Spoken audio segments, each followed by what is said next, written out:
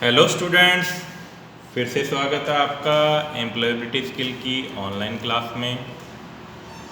जैसे कि last class में हमने नई यूनिट शुरू की थी, नया टॉपिक लिया था एसेंशियल स्किल्स फॉर सक्सेस, सफलता के लिए आवश्यक कौशल।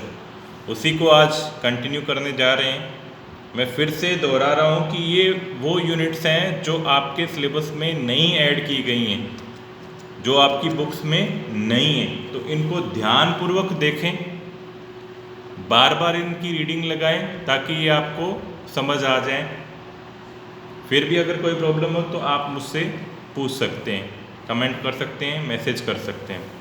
तो चलिए आज सफलता के लिए कुछ और टॉपिक्स हैं, उनके बारे में डिस्कशन करते हैं। तो सबसे पहले लेते हैं हम सेल्फ अवेयरनेस, स्व जागरूकता।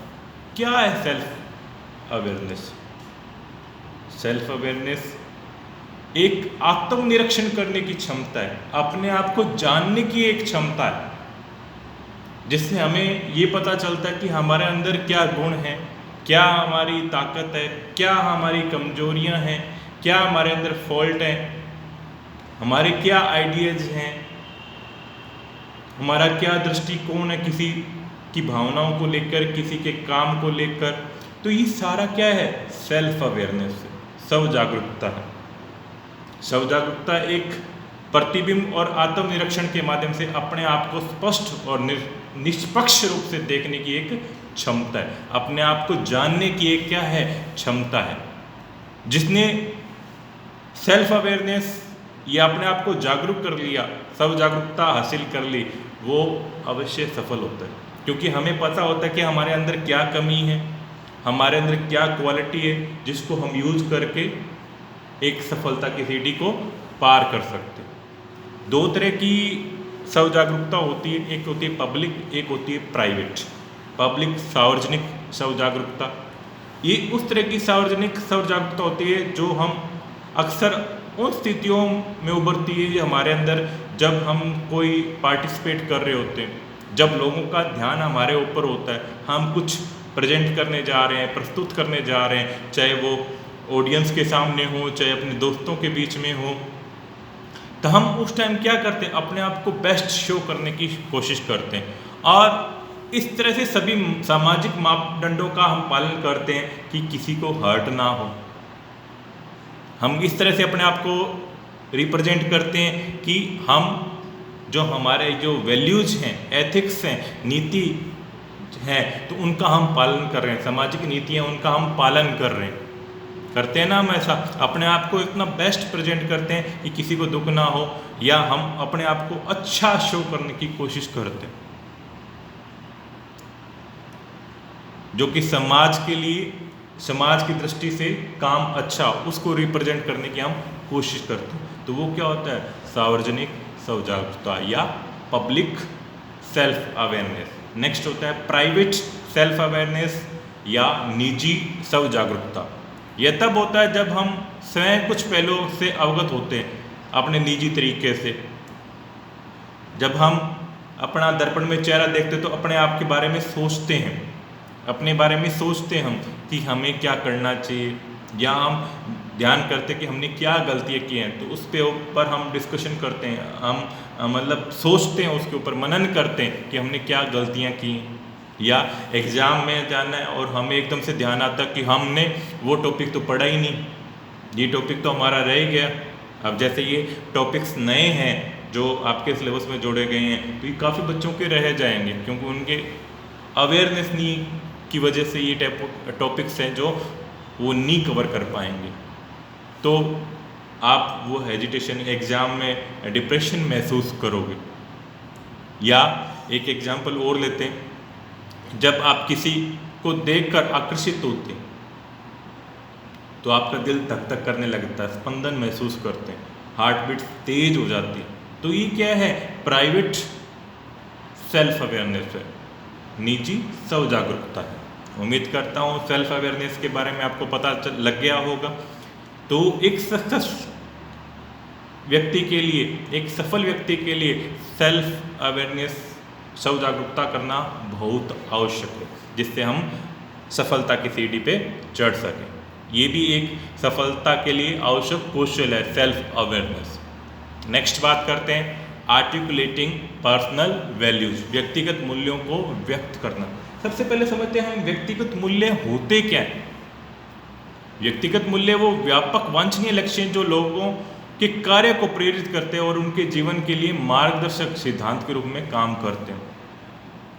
कुछ प्रेरणाएं स्रोत होते हैं, कुछ प्रेम की वजह से काम करते हैं, कुछ फैमिली की वजह से, कोई फ्रेंडनेस की वजह से काम करते हैं, फन की वजह से काम करते हैं, प्यार की वजह से काम करते हैं, कोई स्वास्थ्य, परिवार, ये सारे क्या हैं, व्यक्तिगत मूल्य हैं जिनको हमें देखकर, ध्यान में रखकर, उनको व्यक्त कर कर काम करना।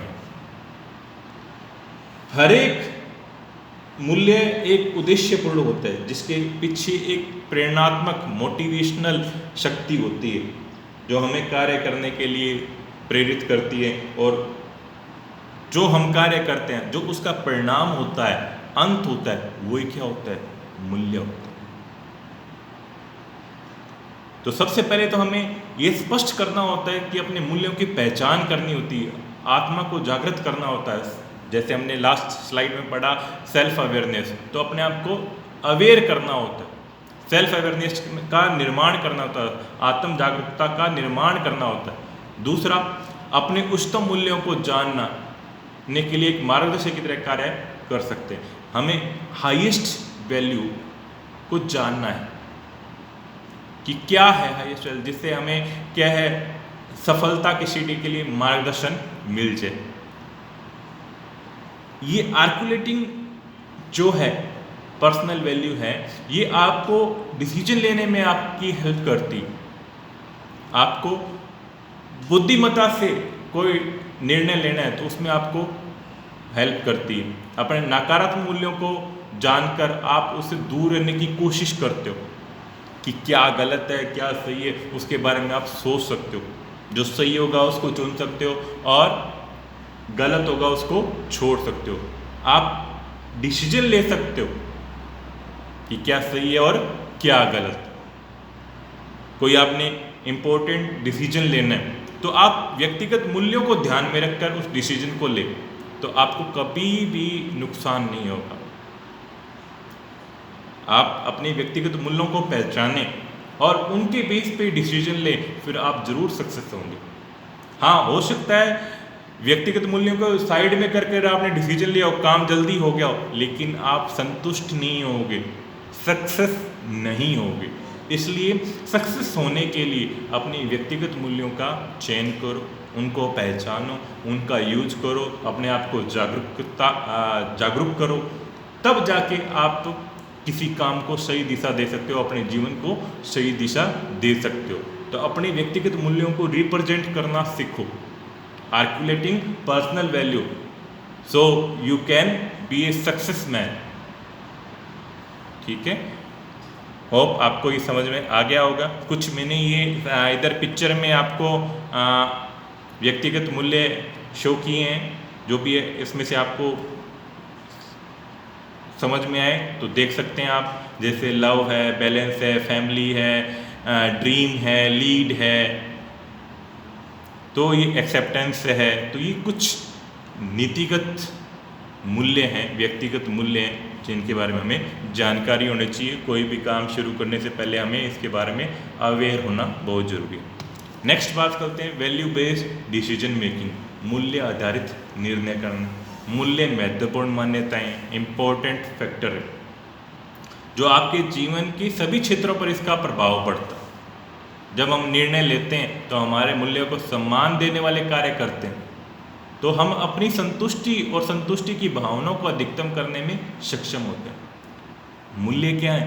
अपने मन की संतुष्टि, सामाजिक संतुष्टि, वही तो है। तो उनकी संतुष्टि के लिए हमें इस तरह के डिसीजन लेने हैं जिससे कि हमें संतुष्टि मिले, हम संतुष्टि अधिकतम संतुष्ट होने में सक्षम। मूल्य के सम्मान या संघर्ष नहीं करते हैं, यह असंतोष और असंतोष का कारण भी बन सकते हैं। मूल्य पर आधारित निर्णय लेने से और योजना बनाने के लिए हमें मूल्य के नाम देने के में सक्षम होना चाहिए। किस मूल्य को हमने यूज करके या हमने किसको टारगेट करके ये डिसीजन लिए, वो हमें पता होना चाहिए ताकि हम डिसीजन इजीली ले पाए। मूल्य आधारित निर्णय लेने से में पल भर में आप निर्णय ले सकते हो और तनाव और दबाव से दूर हो सकते हो। आपको किसी का दबाव नहीं सहना पड़ेगा, तनाव नहीं सहना पड़ेगा, प्रेशर नहीं सहना पड़ेगा आपको, अगर आपने मूल्य आधारित कोई डिसीजन लिया तो। जब आप अपने विकल्पों को अपने मूल्य के दर्पण में रखते हैं तो सही और गलत जल्दी स्पष्ट हो जाते हैं। आप उसको एक सोच के देखो कोई भी काम करने से पहले कि ये क्या करना सही है, क्या ये विश्वास पात्र होगा, ये करना हमारे नीति के खिलाफ तो नहीं है, हमारे सामाजिक गतिविधियों के खिलाफ तो नहीं है। तो इस तरह से आप अगर इन मूल्यों का यूज करोगे और इनके आधार पर डिसीजन लोगे तो आप अवश्य ही क्या होगे, सफल होगे। मूल्यों का परीक्षण करने का सबसे अच्छा तरीका है उन्हें प्रत्येक दिन अपने निर्णय और बातचीत के साथ लागू करो। हर डेली रूटीन में उसको हम क्या है, यूज करें, और जिससे आपको पता चल जाएगा कि आप किस तरह से उनको फाइट कर रहे हो, उनका सामना किस तरह से कर रहे हो, आप किस तरह से अपनी टीम को लीड कर रहे हो। और टीम भी आपके उस, अगर आप नैतिक मूल्यों पर आधारित कोई डिसीजन लोगे तो टीम भी आपकी जो टीम है वो आपके नेतृत्व के और चरित्र के बारे में प्रशंसा करेगी, आपकी हेल्प करेगी और उसके लिए काम करने के लिए तैयार रहेगी। तो उम्मीद करता हूँ वैल्यू बेस्ड डिसीजन आपको समझ में आ गया होगा, क्योंकि ये भी एक सफलता का एक कौशल है। अगर आपको वैल्यू बेस्ड डिसीजन लेने आते हैं तो आप अवश्य ही क्या होगे, सफल होगे। नेक्स्ट है डायलमा सिचुएशन, दुविधा की स्थिति। ये हर प्राणी के जीवन में आती है। संघर्ष की स्थिति है ये, जब हमारे पास दो रास्ते हैं और हमें जाना किस तरफ है, ये डिसीजन लेना हमारे लिए कई बार टफ हो जाता है। तो वो क्या होता है, दुविधा की स्थिति होती है, डायलमा स्थिति होती है, सिचुएशन होती है। डायलमा क्या है, डाई मतलब दो बार, लमा आधार, दो आधार हैं जिसके। अब जैसे एक मैंने पिक्चर दिखाई है आपने, इसमें एक गाड़ी आ रही है, दो रास्ते, एक रास्ते में तो एक बंदा खड़ा और एक रास्ते पर 4-5 बंदे खड़े, पर्सन्स खड़े। तब इस किस तरह से डिसीजन ले कि कौन से रास्ते पे जाए, कि क्या नीतिगत वैल्यू बेस्ड डिसीजन सही होगा, क्या अनुकूल स्थिति। तो ये जो दुविधा की स्थिति है, इससे निपटना भी हमें आना चाहिए ताकि हम सफलता की सीढ़ी चढ़ सकें। हर व्यक्ति के हर जीवन में ये दुविधा की स्थिति आती है। एग्जाम में आप पेपर दे रहे होते हो, अब किसी ने आपसे चीटिंग की तो आप क्या करोगे, उसकी टीचर को शिकायत करोगे, वो आपका फ्रेंड है मान लो, क्या उसकी शिकायत आप टीचर को करोगे तो आपकी दोस्ती खराब होती, नहीं करोगे तो आपके साथ अन्याय होता है। अब ये क्या है, दुविधा की स्थिति। आजकल कोरोना पीरियड चल रहा है, कोई कोरोना पॉजिटिव आपके पास में आकर आपके पड़ोस में रह रहा है, आपका पड़ोसी है, वो कोरोना पॉजिटिव और उसने प्रशासन को अवगत नहीं करवाया या क्वारंटाइन नहीं हुआ वो, तो आप अगर उसकी शिकायत करते हो तो पड़ोसी के साथ संबंध बिगड़ते, नहीं करते हो तो अपने जीवन को खतरा है। तो ये क्या है, डायलेमा सिचुएशन। आपको सही डिसीजन लेना है कि क्या नीति वैल्यू के बेस्ड, मूल्यों के आधार पर क्या डिसीजन सही है। इस डायलेमा की सिचुएशन से आपको बाहर निकलना है, तब जाके आप क्या हो सकते हो, सफल हो सकते हो। उम्मीद करता हूँ ये समझ में आ गया होगा। डायलेमा भी एग्ज़ाम में, ये डायलेमा से रिलेटेड क्वेश्चन आ सकता है। क्या होता है। तो आज के लिए इतना ही। नेक्स्ट फुल फॉर्म है आज OCR। लास्ट क्लास में हमने पढ़ा था OMR, आज है OCR। OMR होता है ऑप्टिकल मार्क रीडर, OCR है ऑप्टिकल कैरेक्टर रीडर। सेम चीज़ है, लेकिन ये उसका एडवांस वर्जन है जो क्या करता है, कैरेक्टर को भी रीड कर सकता है। OMR क्या था, सिर्फ चिन्ह को, गोलों को ही रीड करता था। OCR क्या है, कैरेक्टर को भी रीड करता है। ये डिफरेंस है इसके अंदर। पेपर पे कुछ साफ राइटिंग में लिखा हुआ है या प्रिंटेड कोई मटेरियल है, टेक्स्ट है, तो उसको भी ये OCR क्या कर लेगा, रीड कर लेगा। तो उम्मीद करता हूँ आपको समझ में आ गया होगा।